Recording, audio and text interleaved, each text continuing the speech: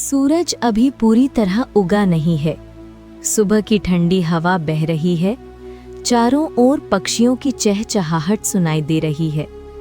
आरती सिर पर घड़ा रखे कुएं से पानी भरकर अपने घर की ओर जा रही है। रास्ते में मिट्टी की महक और पेड़ों की हल्की सरसराहट है। तभी सामने से विवान आता है। दोनों की नजरें एक पल को मिलती हैं और माहौल में एक अनकही मिठास घुल जाती है। तुम हर सुबह इतनी जल्दी पानी भरने चली आती हो। लगता है जैसे स्वयं सूरज भी तुमसे संकोच करता हो कि कब आकाश में निकले। तुम्हारी चाल, तुम्हारी सादगी, ऐसा लगता है जैसे इस घाट का हर पत्थर तुम्हारी आहट से जीवन पा जाता है। जी साहब, हमारे गांव में सूरज के निकलने से पहले ही मजदूरी शुरू हो जाती है। देर हो जाए तो चूल्हा ठंडा रह जाता है और बच्चों के मुंह पर भूख की रेखाएं उतर आती हैं। यही हमारी दुनिया है, समय पर काम और समय पर रोटी। तुम्हारा नाम क्या है? तुम्हारे बोलने के अंदाज में कुछ ऐसा है जैसे किसी पुराने गीत की सुगंध, जो मन की गहराइयों तक उतरकर एक अनकही मिठास छोड़ जाती है। आरती, मेरा नाम आरती है, पर आप जैसे बड़े लोगों को हम जैसे छोटे लोगों के नाम याद कहाँ रहते हैं। आपके शहर की चमक दमक में हमारी सादगी खो जाती है। नाम भले ही भूल जाऊं, पर चेहरा कभी भुलाया नहीं जा सकता आरती। और तुम्हारा चेहरा शायद मेरी स्मृति में एक अमिट छाप छोड़ चुका है, जिसे समय भी नहीं मिटा पाएगा।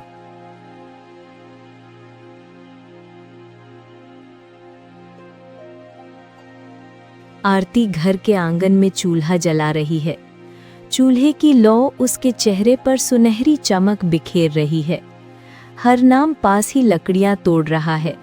उसके चेहरे पर थकान तो है, पर एक संतोष भी झलकता है।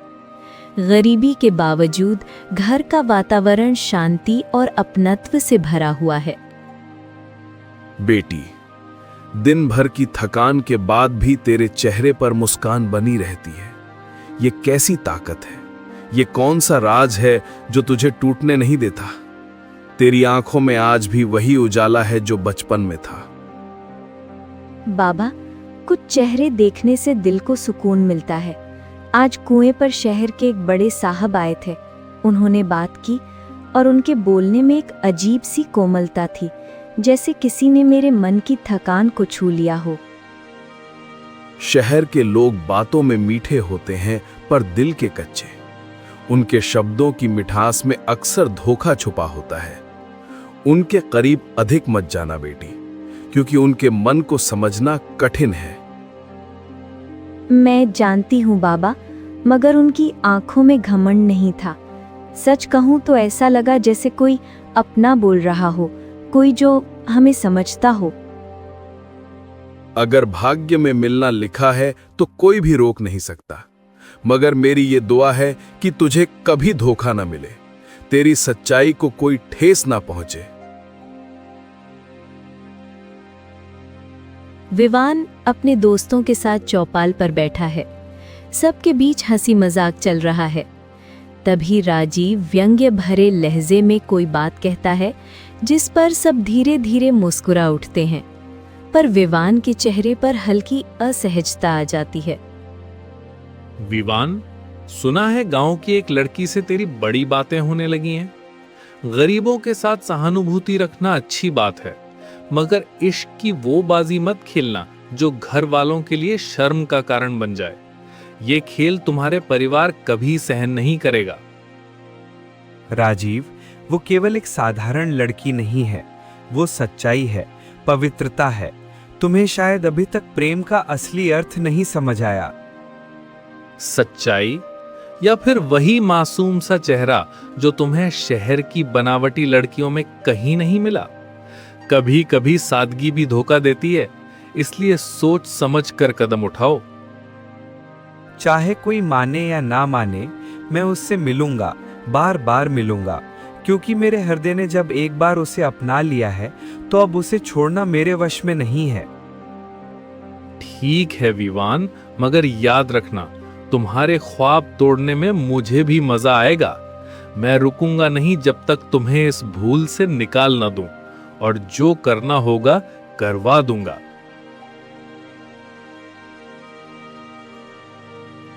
एक पेड़ की छांव में विवान और आरती मिलते हैं। हवा में ठंडक है, पत्तों की सरसराहट उनके दिलों की धड़कनें और भी तेज कर देती है। दोनों के बीच खामोशी में बहुत कुछ कहा जा रहा है, प्रेम, डर और उम्मीदें। आप बार बार गांव क्यों आते हैं? लोग बातें करेंगे, फुसफुसाएंगे, और ये गांव तो बातें बनाने में देर नहीं करता। लोग अगर कहने सुनने से प्रेम रोक सकते तो फिर प्रेम कथाएं कभी जन्म ही न लेती। संसार की हर गाथा यहीं आकर रुक जाती।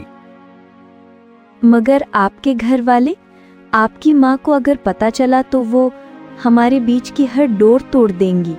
उनके सामने हमारी हैसियत क्या है? जानता हूँ आरती, मगर मैं माँ के आदेश से नहीं, अपने हृदय की पुकार पर जीता हूँ। जब हृदय किसी को अपना मान ले तो दुनिया की कोई शक्ति उसे झुठला नहीं सकती। दिल की बातें बहुत नाजुक होती हैं साहब, टूट जाए तो उम्र भर जुड़ती नहीं। हम गरीब लोग तो केवल अपने दिल पर जीते हैं, वही भी टूट जाए तो जीने का सहारा नहीं बचता। मैं तुम्हें वचन देता हूँ आरती, तुम्हारा मन, तुम्हारा विश्वास कभी नहीं टूटने दूंगा, चाहे पूरी दुनिया हमारे विरुद्ध क्यों न खड़ी हो जाए। राजवश्वरी देवी राजीव से बात कर रही हैं। उनके चेहरे पर कठोरता और आंखों में घमंड साफ झलकता है। उनकी आवाज में आदेश का लहजा है, जिससे स्पष्ट है कि उनके घर में वही अंतिम निर्णय देती हैं। राजीव, तुमने सुना? मेरा बेटा किसी मजदूर की बेटी के चक्कर में है। ये कैसे संभव है? जी, मैंने देखा है राजेश्वरी जी, वो लड़की बड़ी चतुराई से काम ले रही है। आपके बेटे को उसने अपने जाल में फंसा रखा है और हर जगह शक और शंका फैला रही है। उस गरीब लड़की की औकात ही क्या है? मैं खुद जाकर उसे बताऊंगी कि आसमान पर उड़ने वाले पंछी जमीन के कीड़ों से दोस्ती नहीं करते। आप बस आदेश दीजिए देवी जी, मैं ऐसा बंदोबस्त कर दूंगा कि वो लड़की खुद ही किसी तरह हमेशा के लिए गायब सी लगने लगे। ना कोई निशान, ना कोई सुराग रहेगा। करना ही होगा राजीव। मेरे बेटे की इज्जत मेरी आन बान शान है।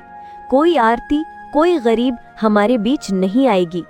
तुम समझते क्यों नहीं, ये रिश्ता हमारे परिवार की नींव हिला देगा। बाहर बारिश हो रही है, हवा में नमी है। आरती चूल्हे के पास बैठी लकड़ियों में आग जलाने की कोशिश कर रही है। तभी दरवाजे पर दस्तक होती है। वो धीरे से उठकर दरवाज़ा खोलती है। सामने राजीव खड़ा है। चेहरे पर रहस्यमयी मुस्कान और इरादे कुछ और ही बताते हैं। आप? इस समय शहर के लोग रात में गांव नहीं आते, डरते हैं अंधेरों से, रास्तों से। क्या कोई बात है? क्या सचमुच आप मेरे लिए आए हैं? बात तो है आरती जी, विवान तुम्हारे प्यार में पागल हो गया है।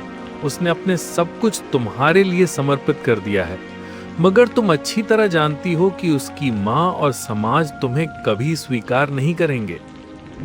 मैंने विवान से कभी धन या महल की इच्छा नहीं की। मैं तो बस दिल की सच्चाई चाहती हूँ, एक ऐसा वचन जो जीवन भर निभाया जाए। सच्चाई? सच्चाई वही होती है जो सपने दिखाकर फिर तोड़ दी जाए। बेहतर है कि तुम खुद ही पीछे हट जाओ, वरना इस कहानी का अंजाम तुम्हारे लिए अच्छा नहीं होगा। मेरा दिल डरना नहीं जानता। अगर प्रेम सच्चा है तो उसके परिणाम से डरना कैसा? प्रेम में साहस ही उसकी सबसे बड़ी शक्ति है। ठीक है, पर जब इल्जाम लगेंगे तो यही हिम्मत तुम्हें बचा नहीं पाएगी आरती। लोग तुम्हारे खिलाफ हो जाएंगे और तब शायद कोई तुम्हारी मदद के लिए आगे नहीं आएगा।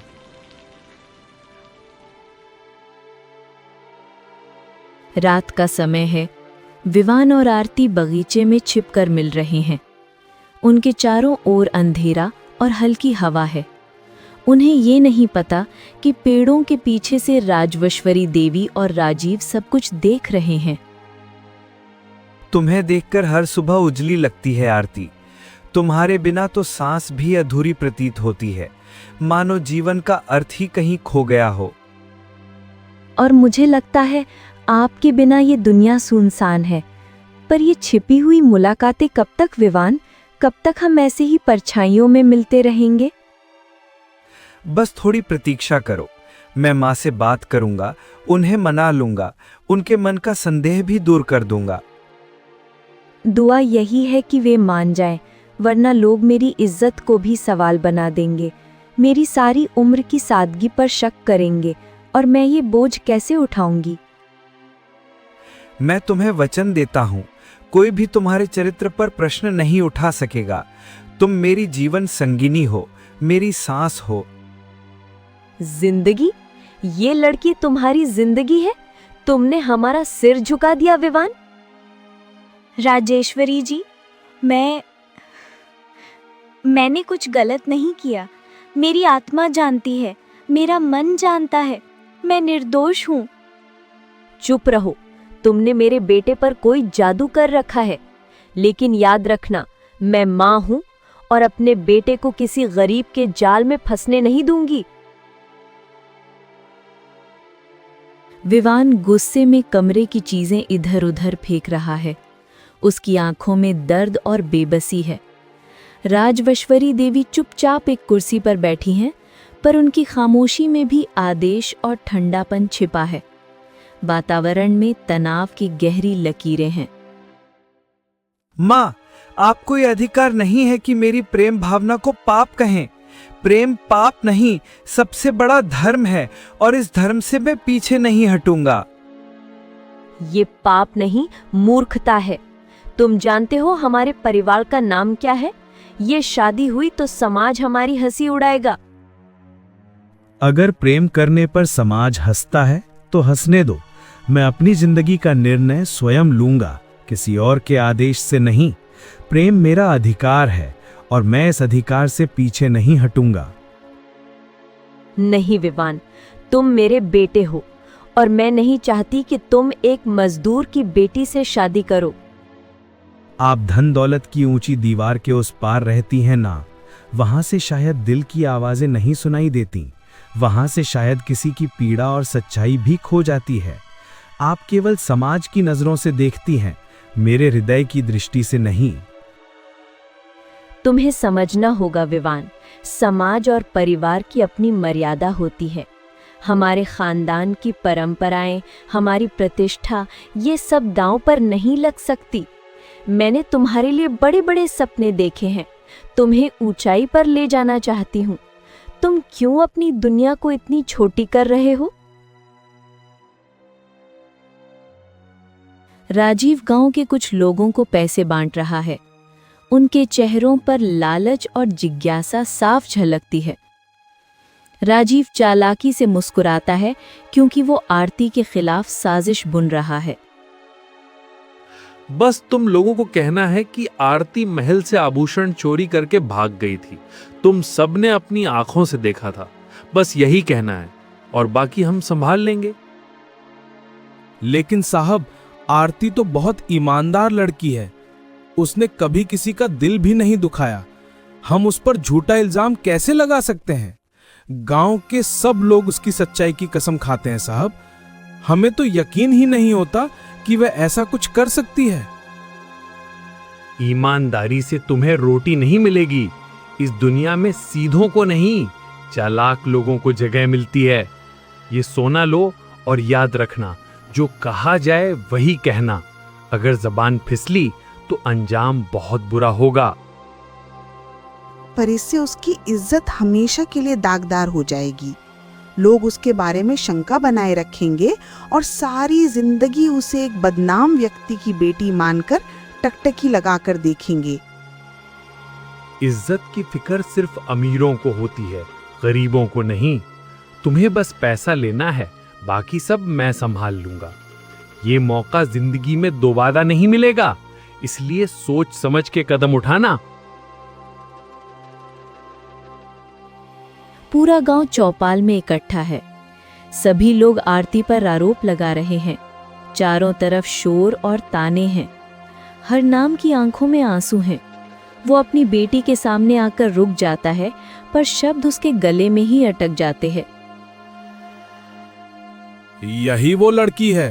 हाँ, यही जिसने महल के जेवर चुराए हैं। हमने अपनी आंखों से देखा था। यही चुपचाप महल के आसपास घूम रही थी। आज फैसला होगा कौन ईमानदार है और कौन चोर। क्या? नहीं, मैंने कुछ नहीं किया। ये सब झूठ है। ये सब मेरे विरुद्ध रची गई चाल है। बेटी बोल, क्या सच में? क्या ये सब सच है जो लोग कह रहे हैं? नहीं बाबा, मैं चोर नहीं हूँ। मैंने कभी किसी का हक नहीं छीना। मैं तो अपनी रोटी भी मेहनत से कमाती हूँ। पुलिस को बुलाओ। ऐसी लड़कियां सिर्फ मोहब्बत नहीं, हमारी इज्जत भी चुरा लेती हैं। ये मासूम बनने का नाटक करती हैं, पर असल में घर तोड़ने का दम रखती हैं।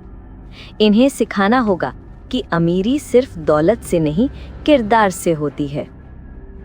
बस माँ, अब एक शब्द और नहीं। यदि उस पर आरोप है तो प्रमाण दीजिए। बिना प्रमाण किसी निर्दोष को दोषी कहना अधर्म है। सबूत चाहिए? ये रहा, देखो, ये चीज उसके घर से मिली है। अब कोई इनकार नहीं कर सकता। जब ये सबके सामने आएगा तो कोई भी उस लड़की की बात पर भरोसा नहीं करेगा। नहीं, ये किसी ने रखा है मुझे फंसाने के लिए। मैं निर्दोष हूँ, मैं बेकसूर हूँ। आरती, क्या सच में? आप भी मुझ पर शक करने लगे? तो फिर मेरा अपराध केवल इतना था कि मैंने आपसे प्रेम किया, अपना दिल आपको सौंपा। आरती रोती हुई वहां से चली जाती है। उसका आंचल मिट्टी और आंसुओं से भीग जाता है। विवान कुछ नहीं कह पाता, बस स्थिर खड़ा रह जाता है, जैसे उसकी सारी ताकत एक पल में खत्म हो गई हो।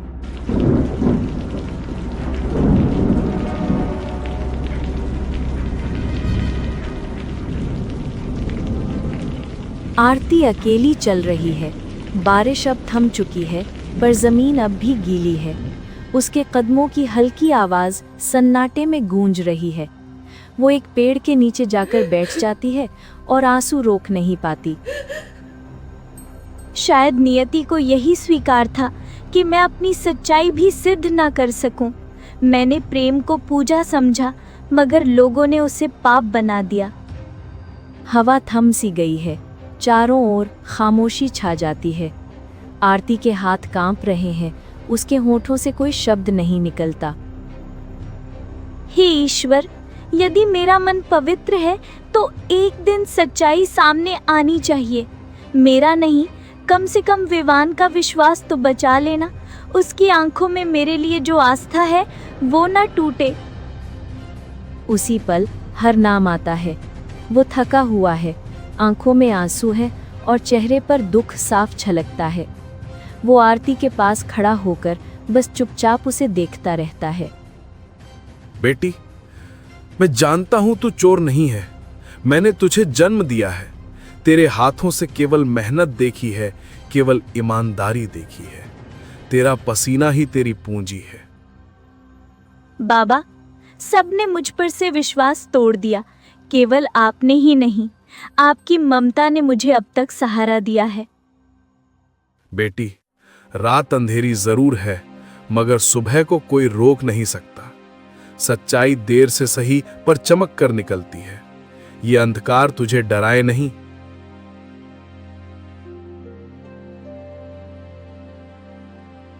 दूसरी ओर विवान अपने कमरे में बैठा है। सामने मेज पर आरती की तस्वीर रखी है। उसकी आंखों में पछतावा है। तभी राजीव कमरे में आता है और बिना कुछ कहे बाहर चला जाता है। विवान की बेचैनी और बढ़ जाती है। तुम जानती हो राजीव, रात भर नींद नहीं आई। मेरा मन कहता है आरती झूठ नहीं बोल सकती। उसकी आंखों में जो सच्चाई है वह कोई छलावा नहीं हो सकता।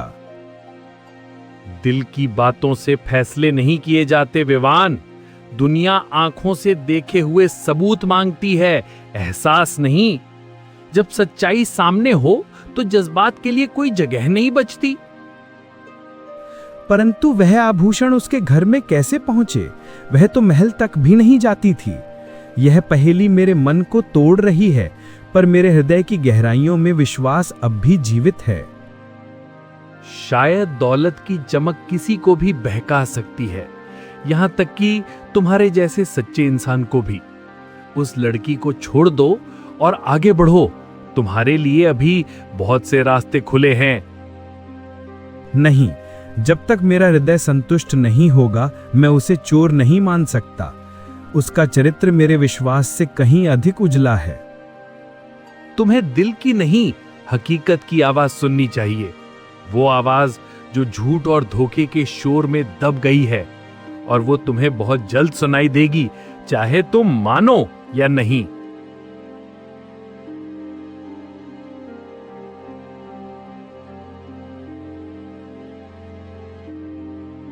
राजीव एक झाड़ी के नीचे एक थैली छिपा रहा है। अचानक एक गांव वाला उसे देख लेता है। राजीव साहब, आप ये क्या छिपा रहे हैं? हमें बताइए कि आप इस थैले को क्यों छिपा रहे थे और इसमें असल में क्या रखा है। सबके सामने सच बोलिए। कुछ नहीं, तुम अपना काम करो, ये तुम्हारा मामला नहीं है। जितना कहा गया है उतना ही करो, वरना नुकसान तुम्हारा अपना होगा। पर यही थैले तो पुलिस के सामने दिखाई गई थी ना, जिसमें वे जेवर थे। अगर ये वही नहीं है तो फिर कौन झूठ बोल रहा है और ये सारा घटनाक्रम किसने रचा है? जबान संभाल कर रखो। ज्यादा बोलने की आदत अक्सर इंसान को बर्बादी तक ले जाती है। एक गलत शब्द निकला तो ना तुम बचोगे, ना वो जिसके लिए तुम लड़ रहे हो। नहीं, अब मैं चुप नहीं रहूंगा। मैं सच सबके सामने लाकर रहूंगा। आरती पर जो जानबूझकर आरोप लगाए गए हैं उन्हें मैं मिटा दूंगा और साजिश करने वालों का पर्दाफाश कर दूंगा। राजीव उसे रोकने की कोशिश करता है, लेकिन वो भाग जाता है। वो गांव वाला दौड़कर हरनाम के घर पहुंचता है और सब कुछ बता देता है।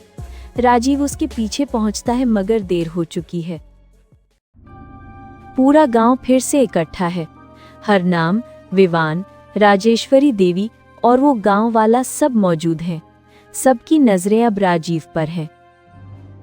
सब लोग सुनिए, मैंने खुद राजीव को इस थैले को छिपाते देखा है।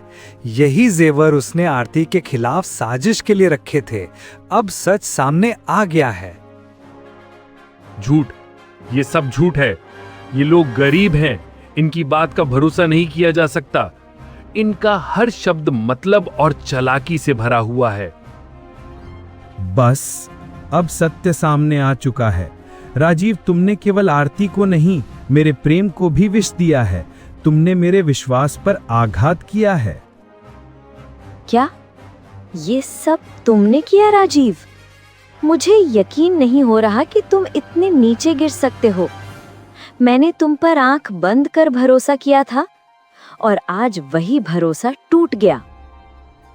हाँ, मैं मानता हूं। मैं नहीं चाहता था कि विवान किसी गरीब लड़की से शादी करे। ये सब मैंने ही किया क्योंकि मैंने सोचा था इज्जतदार घरों के बेटे सपने नहीं रिश्ते चुनते हैं। सच्चाई देर से सही मगर सामने आ ही गई। मेरी बेटी निर्दोष है। तेरी मासूमियत को आज जग ने पहचान लिया। अब तेरा सिर ऊंचा है और मेरा विश्वास भी अटल है। और याद रख बेटी, दुनिया चाहे जितनी भी कठोर क्यों ना हो, सच्चाई और मेहनत की जीत अंत में हमेशा होती है। यही तेरी सबसे बड़ी शक्ति है। आरती, मुझे माफ कर दो। मैंने तुम पर यकीन नहीं किया। दौलत की चमक ने मेरी आंखों को अंधा कर दिया था। मैं तेरी दिल की सच्चाई देख ही नहीं पाया। आज समझ आया कि सच्ची मोहब्बत को किसी सबूत की जरूरत नहीं होती, बस भरोसे की होती है। सूरज ढल रहा है। विवान और आरती एक दूसरे के सामने खड़े हैं। हवा में शांति है। आरती, तुम चाहो तो मुझसे घृणा कर सकती हो। मैंने तुम पर शक करके अपनी सबसे बड़ी भूल की है। मैं तुम्हारे आंसुओं के योग्य नहीं रहा। प्रेम में घृणा नहीं होती विवान, शक जरूर हुआ, परिस्थितियों ने दूर किया, मगर दिल ने कभी तुम्हें छोड़ा नहीं। तुम्हारे प्रति आस्था आज भी ज्यों की त्यों है। मुझे क्षमा कर दो। आज मैं तुम्हें केवल वचन नहीं, सत्य देता हूँ। चाहे मुझे महल छोड़ना पड़े, सिंहासन छोड़ना पड़े, मैं तुम्हारे साथ रहूंगा। ये मेरा निश्चय है, मेरी प्रतिज्ञा है।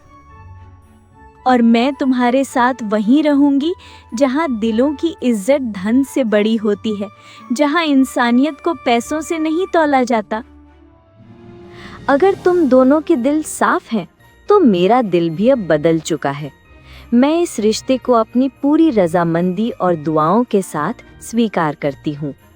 काश मैं पहले ही समझ पाती कि प्यार कोई गलती नहीं, एक नेमत है। माँ, क्या आप सच में आप हमें स्वीकार करती हैं? आपका यह स्वीकारना मेरे जीवन के हर अंधेरे को प्रकाश में बदल देता है। हाँ बेटे, आज मैंने जान लिया कि सच्ची मोहब्बत इंसान के दर्जे, नाम या दौलत से नहीं, दिल से पहचानी जाती है। और जो दिल सच्चा हो, वही सबसे बड़ी दौलत है। विवान धीरे से आरती का हाथ पकड़ता है। दोनों पेड़ के नीचे बैठ जाते हैं। पृष्ठभूमि में हल्की संगीत धुन बजती है। शायद मेरी गरीबी अभी समाप्त नहीं हुई, पर दिल की अमीरी मुझे मिल गई। मेरे पास आज भी अपना सत्य, अपना आत्मसम्मान है। यही मेरा सबसे बड़ा धन है। और मुझे वह प्रेम मिल गया जो धन दौलत से नहीं, बल्कि प्रार्थना और सच्चाई से मिला। यह वही प्रेम है जो हर आंधी में, हर विपत्ति में, हर झूठ के पार भी अडिग खड़ा रहता है। प्रेम जीत गया, अभिमान हार गया, और सच्चाई ने एक गरीब दिल को अमर कर दिया। अगर आपको ये कहानी और इसका सबक पसंद आया है तो बराह करम इस वीडियो को लाइक करें और हमारे चैनल को सब्सक्राइब करना ना भूलें। आपके ताउन से हमें मज़ीद ऐसी कहानियाँ पेश करने की तरगीब मिलती है।